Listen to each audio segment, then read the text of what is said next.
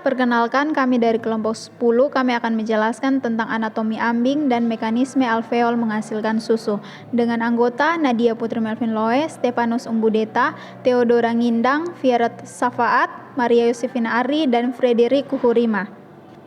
Yang pertama, saya akan menjelaskan tentang anatomi ambing. Kelenjar ambing merupakan kelenjar yang berfungsi untuk mensekresi susu. Kelenjar ini tumbuh dan berkembang selama kebuntingan dan mulai mensekresi susu setelah partus. Berikut merupakan gambar ambing. Ambing merupakan gabungan dari 4 kelenjar mamae yang disebut kuarter, masing-masing terpisah satu sama lain. Ligamen suspensori medial merupakan ligamen yang membagi ambing bagian kanan dan kiri.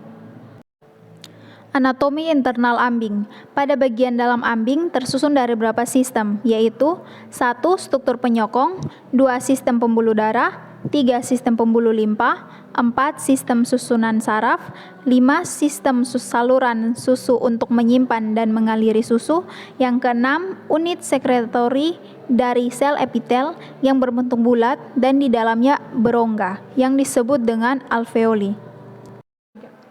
Proses pembentukan dan sekresi susu. Proses pembentukan dan sekresi susu ini dibantu oleh alveol.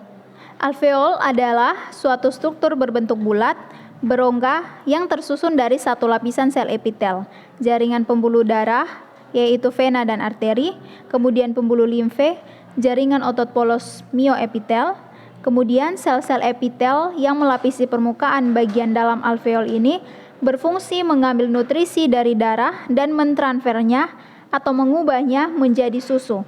Kemudian melepaskannya ke dalam rongga atau lumen masing-masing dari alveol. Di samping itu, pembuluh darah kapiler akan mengambil sisa-sisa metabolisme dari sel alveol. Setiap alveol juga dibungkus oleh jaringan sel mioepitel.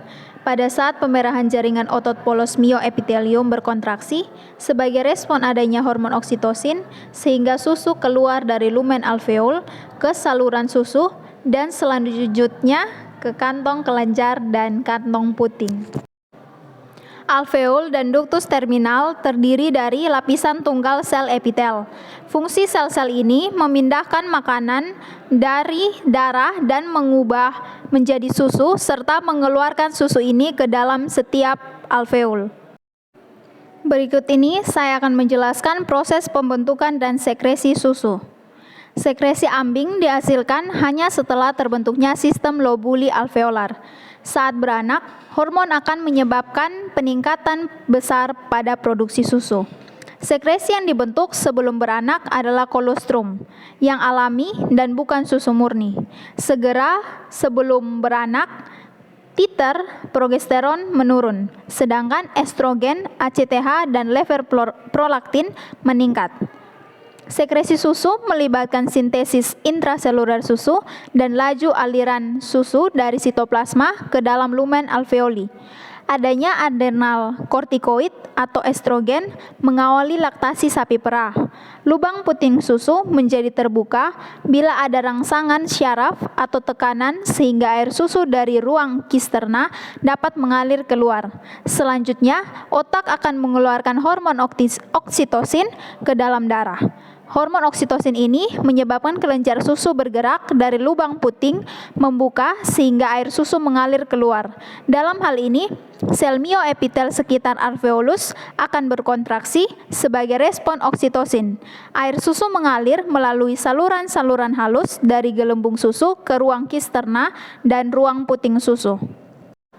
Sekian penjelasan mengenai anatomi ambing dan mekanisme alveol menghasilkan susu. Terima kasih.